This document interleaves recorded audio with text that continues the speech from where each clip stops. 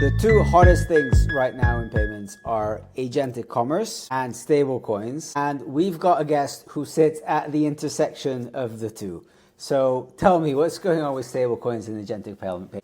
Oh man, what's not going on? I feel like the last time I was talking to someone about this recently, like the last time we had a new financial rail was probably credit cards in the 70s. And so it's probably the most exciting time in many of our, if not most of our careers, to be building in either fintech or crypto. And it's just been very exciting to see kind of with this new rail, how the markets are evolving around it, like how the different infrastructure players are adapting to serve this new market. It's just an incredibly exciting time.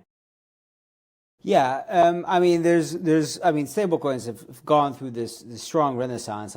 Some time at a company that was, it was a fintech company, it was global, it needed to get payments from everywhere in the world. And they would have loved to take stablecoins, but then, this is after FTX collapsed. It was a big no-no. You can't take stablecoins. Banks won't bank you if you touch anything that touches stablecoins. And since then, the world has changed completely. I'm being offered bank accounts where I can onboard it with stablecoins. The whole world has changed tremendously. And yeah, you're right. Like it's a super exciting time for stablecoins. How are you seeing this development? What is that like from your perspective? Yeah, absolutely. I can just start with a very quick background on what we're building at Para. Yeah. So we offer wallet as a service infrastructure, basically making it really easy to provision wallets for any kind of on-chain transaction, whether that's identity related, payments related, credential, agentic commerce, you name it. And I can get into kind of why wallets are sort of the least interesting but most interesting, depending on who you talk to, element of the infra side here. But what we're seeing is just that one, the regulatory environment has never been more favorable in terms of launching a stablecoin program. And so organizations that were kind of more hesitant or maybe had more on the compliance side that would have been blockers to launching a program are just seeing that that's easier to do than ever. And then I think with agentic commerce as well, it's really just there's this extremely large green field, and people understand that like many of the transactions that happen on the internet in the future will happen by agents. I think OpenAI, like ChatGPT ads, is probably one of the most interesting examples of this, where you can launch an LLM ad program and it's going to be just incredibly high in demand. But what we're seeing is really that there are all of these new kind of rails that are now serving existing payments volumes, where up until now, most of the people using crypto were trying to create net new payment flows. So this might be through something like NFT marketplaces or through something like a meme coin launchpad, where there was this maybe inherent demand that got created, but it wasn't that a payment flow that already existed.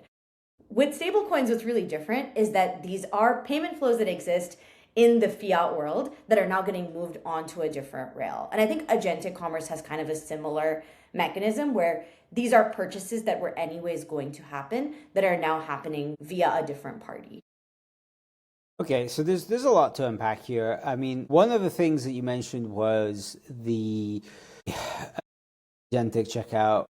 That has had a setback recently through, news came out, Walmart mentioned that they weren't quite seeing the results that they were hoping to see there. And I get the intuition that agentic payments are maybe not going to look like what many people first thought that they would look like. Do you have any insight on this? Like, what do you think we have now, and where do you think we're going to end up? Yeah, great question. I think what we've seen already is this kind of race to own the rails. And this race to own the rails has like very much outpaced the actual volume flowing through these rails. Like everyone has launched a standard, right? Like Stripe has MPP, Visa has TAP, there's X402 as well. Like there's all of this kind of movement towards like, let's build the rails for agents, but like where is the agent volume? My personal view on this is that agents are like fundamentally about outsourcing a purchase. And anyone who has ever outsourced a purchase knows that this comes with trade-offs. So like maybe all the way from asking your mom to buy you some clothes when she's at the mall, to asking someone to book travel for you. People do have like preferences, and when you insert even another person in the middle of that, you're always going to get some kind of difference in the outcome. And so at least my view is that agentic payments, right now there's this exuberance. I think there's a certain category of transactions that are going to be a really good fit. Procurement is an example, commodities purchases are another, but not everything is going to go through agentic commerce, and certainly not agentic decision making. So even if you have an LLM present you with 5 options, picking that actual option and converting, I think is largely going to be a human task for a lot of things, and can kind of go into at least my theories on like what is going to... Okay, no, I'm interested in hearing this. Yeah, okay, so like people don't actually want to delegate that much of their purchase. I tend to agree with this. Like, a lot of people, not me personally, but I know a lot of people find it fun to buy stuff and to browse, and shopping is an activity that most people do for pleasure, right? So why would you want to outsource that? Okay, I understand. So what does it look like then?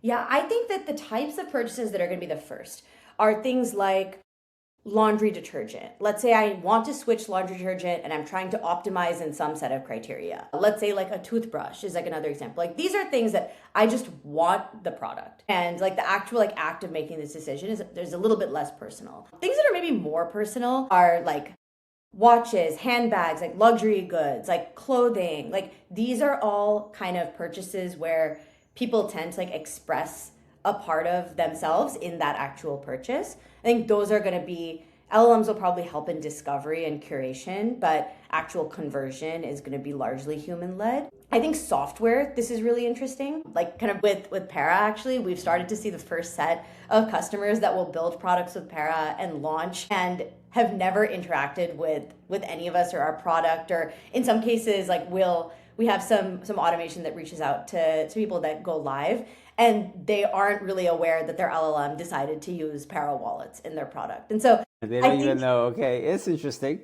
And so software is, I think, a really interesting case here where a lot of infrastructure decisions are getting made by LLMs. And this is especially true in LLM developed software, where maybe sometimes people will tell their LLM, like, use XYZ stack to build a vibe coded recipe blog. But in many cases, they're more focused on what the feature set is. And the LLM is actually the one making the decision around which infrastructure to use. So like that's really, I think, an early case where building for LLMs, we already see like some of our most trafficked websites are the ones that LLMs are accessing. Okay, I have a ton of questions here. First of all, two questions, and you can answer them how you can. First question is, how do you market to LLMs, right? Because I spend a good part of my day vibe coding, and I'm using, frankly, Resend because my LLM told me to use Resend. And I'm using Cloudflare RDS because, whatever, that's what Claude told me to. So one question for you is do you guys work on anything so that you get promoted instead of the competition? And the other question is a little bit around the business model, right? Because if I tomorrow decided to launch a wallet, how does it work? Because fundamentally, a wallet is just, it's at its core, just a nice password manager, right? I mean, there's a lot more to this, and the security component of it is super important. But fundamentally, how do you guys charge the app developer? Do you charge them per user, per transaction? Is there some flows that you monitor? Just give me an understanding of how this works. Yeah, great. This is a great question. Para as a product, we tend to charge on a usage-based scenario. So this is based on the number of users or the number of wallets, really depending on the mode that someone is integrating with. To first answer your question of how to sell to LLMs, I'm sure there are people who are much smarter than me who are writing the books on this. But largely, I think LLMs care about ease of use. They care about easy to understand documentation. They care about having open referenceable examples, and then they care about contextually relevant information. And so I think the way to best position your product for an LLM is to make it easy for the LLM to use. And a lot of how we think about this at Para is it boils down to one, making as much accessible via CLI as possible when it comes to the act of configuring software. So, and maybe to note, like Para is, we're not a mobile wallet that you download as an app, but we're a developer SDK. Provider. Yes. So a lot of software has historically worked with you download an NPM package, you kind of integrate the product, but then you also have a web app. And that web app is where you do things like billing, configuration, like environment management, security configs, like things like that. We recently took all of that and made it a CLI.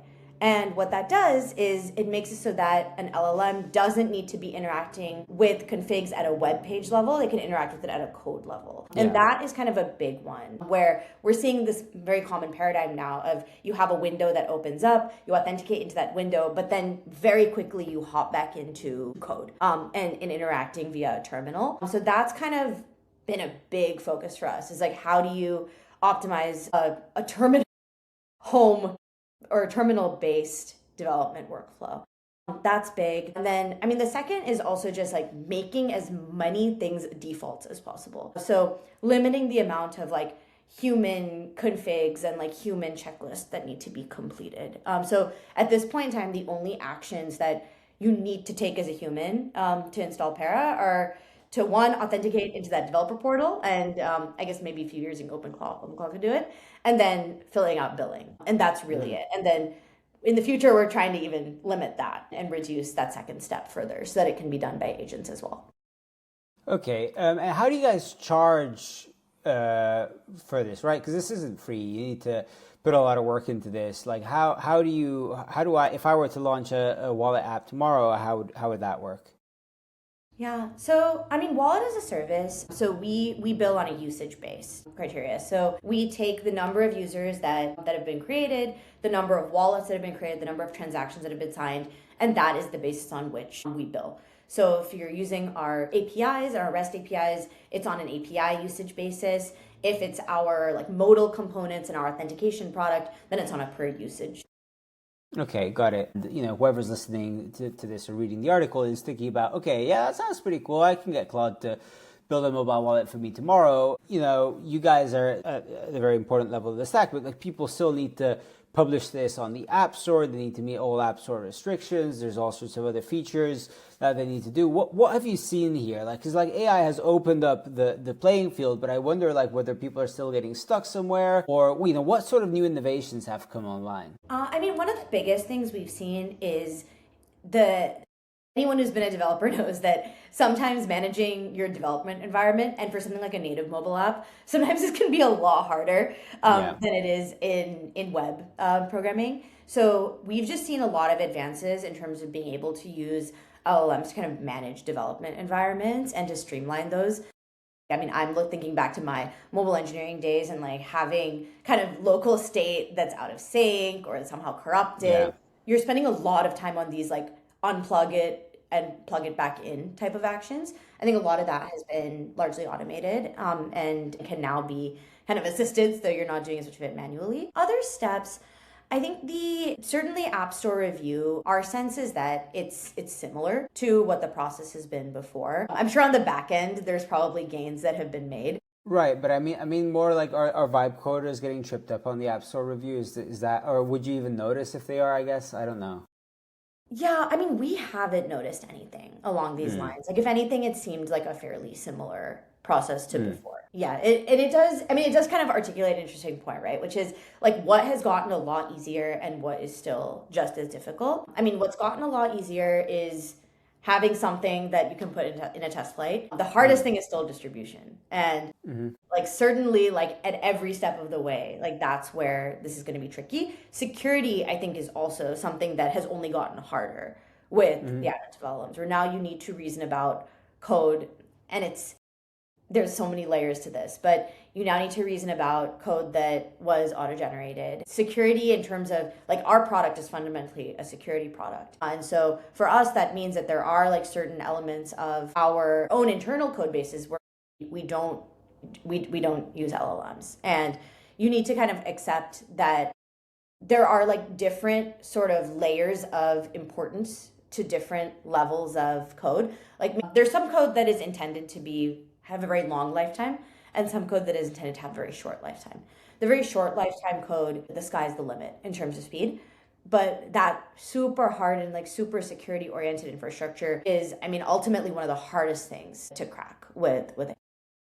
Have you seen an influx of new clients coming in to sign up because they've vibe coded something or they've shipped something faster? Has this been a noticeable trend? Yes, absolutely. We've had several teams that have now, they've gone live, like we've never spoken to them. That's been the case for some time, but even more so, there have been teams that don't even really know that they didn't really choose a wallet provider to use. This was just what was put in the product by their LLM. So that has, I think, been the most stark thing lately.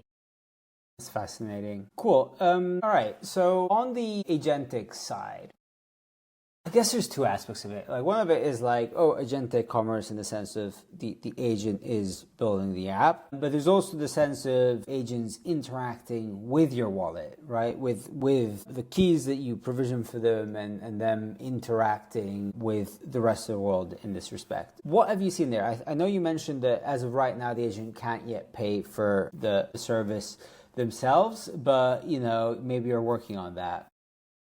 Yeah, I mean, many of our customers, so when I say can't pay for the service, I mean like our particular software cannot be, like we do have a web page, and so you do need some web page aware. But you can't do it via the CLI, right? Yeah, the payment is not possible via CLI. Maybe some changes to that soon. But what we are seeing is a lot of development around agent toolkits. So we had an agent toolkit recently launched that lets you do everything from, there are a few different teams I'll highlight here. There's a team called Colossus that lets you provision credit cards backed with stable coins with super granular permissions on them. So for example, I could create a stable coin backed card and give it $200 a week and just have it buy Chipotle. So it's only allowed to buy my Chipotle bowl every day. For my Chipotle bot. Exactly. So you can have Chipotle bot and give it a card. And then kind of all the way from that, we have another team called SBC. They had built an agent toolkit on Radius that allows you to do any kind of different transacting, build out DeFi strategies.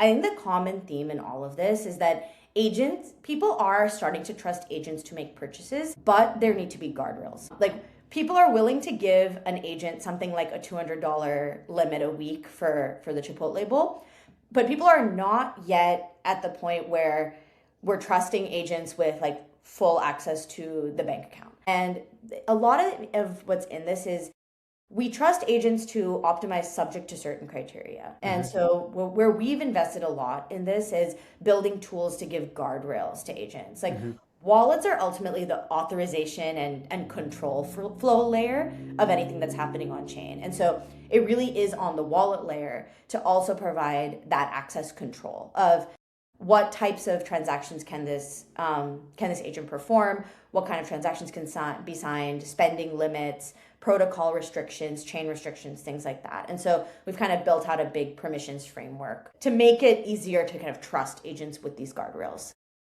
Got it. And how different was this from the infrastructure that you had before, right? Because before you're also looking at, basically provisioning wallets for end users in a way that's simple and easy to use with certain guardrails or maybe no guardrails, multi-party signatures, computation. Like, is this just, functionally just like creating another user type, or is this a little bit more of a lift in terms of thinking of the infrastructure and the architecture?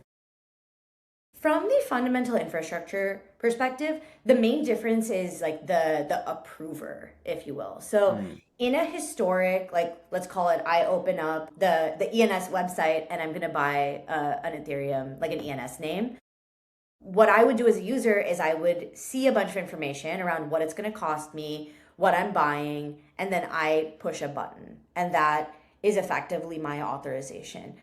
What's shifting is that you may now have an agent performing that authorization. And as a result, you need some version of that sanity check of like, is the right thing happening? So what we've seen is like wallets have always been this control layer, but what's changing is like kind of at what layer the approvals happen.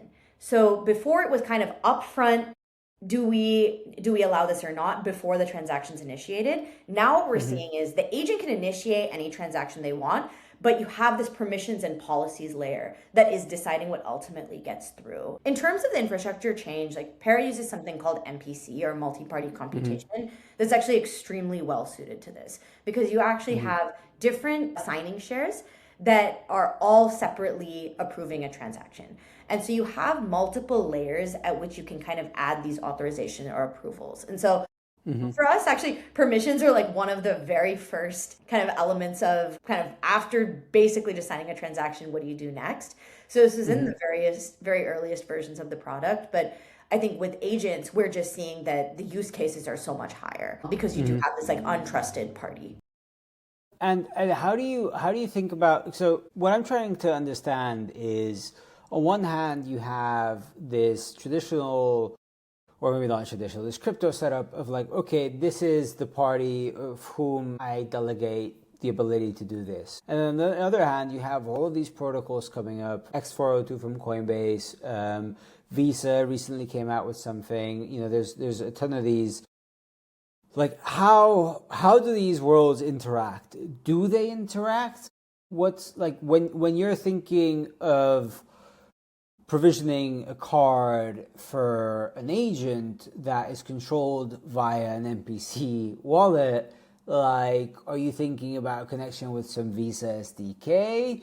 Or are you thinking about, oh, I'm going to plug in with a crypto card provider and I'm just going to, deposit this much in stable coins to the non-custodial thing that that card has access to? Like, there's so many ways of doing this. How are you guys thinking about it? So we generally think about wallets so we think that wallets are ultimately about its liquidity and access to that liquidity. So there is this model where you kind of create 100 different wallets. Each of them have like $1 in them. That's nice in some ways because you can never be compromised for more than $1 if somebody compromises one of your wallets. But it's not great because if you need to buy something that costs $5, you need to interact with 5 different wallets to actually make that happen. So we think about things more as keep that $100 in a wallet and permission access for different parties to that wallet. And so we kind of like to think about this as a combination of like liquidity access and ease of use, which ultimately is conversion along with permissions and access. We also do interact with all of these protocols and enable our customers to where it makes sense. We have full support for X402 and then several of the other like MPP, like many of these rails, you can already use them with Para wallets, and we have people who do. We don't like to prescribe a particular agentic kind of standard. And that's mainly because we are still at a point where all of these standards are evolving and growing. And so forcing our customers into one standard might not always meet their needs.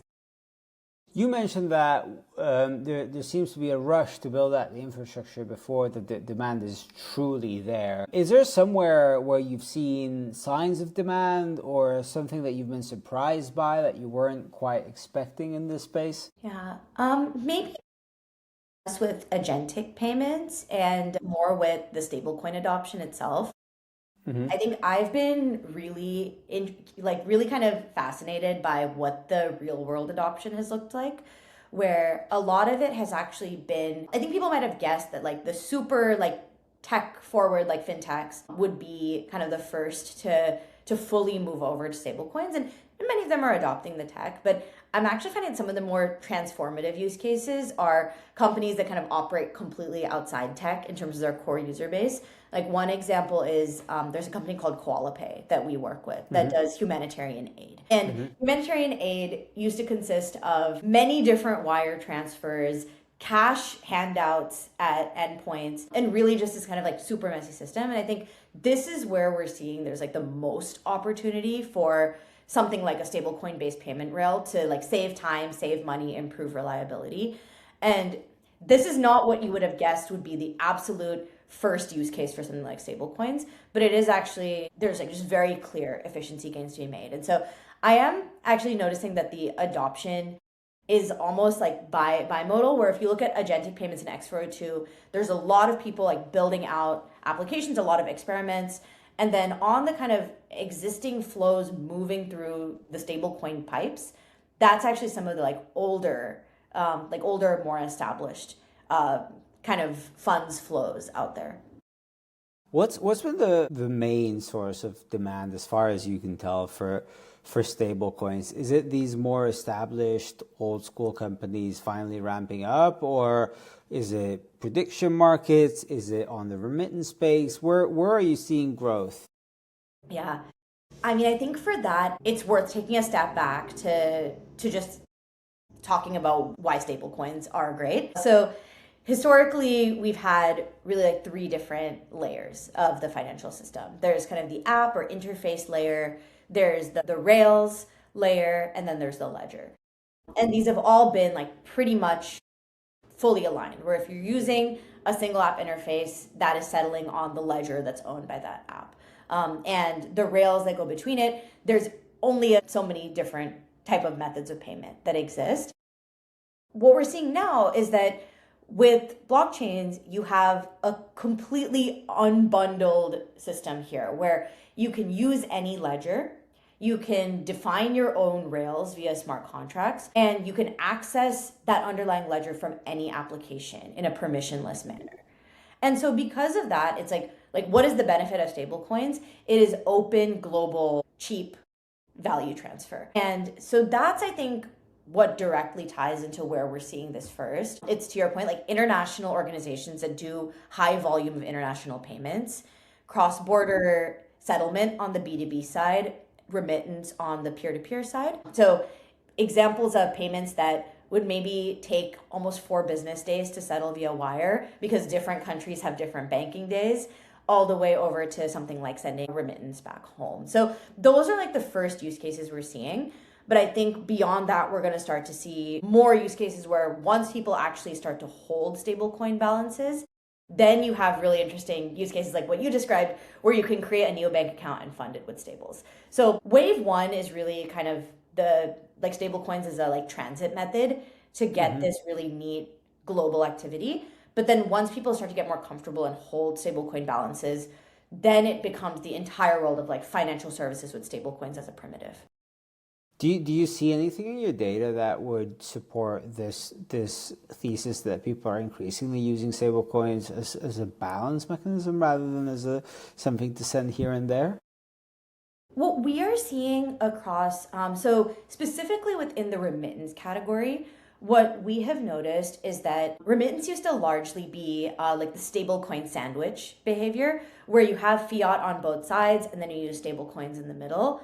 What we're seeing is that cards and stablecoin based cards have greatly accelerated how easy it is for a receiver of a remittance to hold a stablecoin balance. So what'll happen is, let's say I'm sending $25 to Argentina. The receiver in Argentina can have a virtual card that's attached to that $25 balance and then just spend directly on anything that they need to. Rampa is a customer of ours that's doing this in Latin America today. And what we're seeing is that customers are actually, and this is across different geographies, they're choosing to hold more in stablecoins because cash out fees are usually quite high.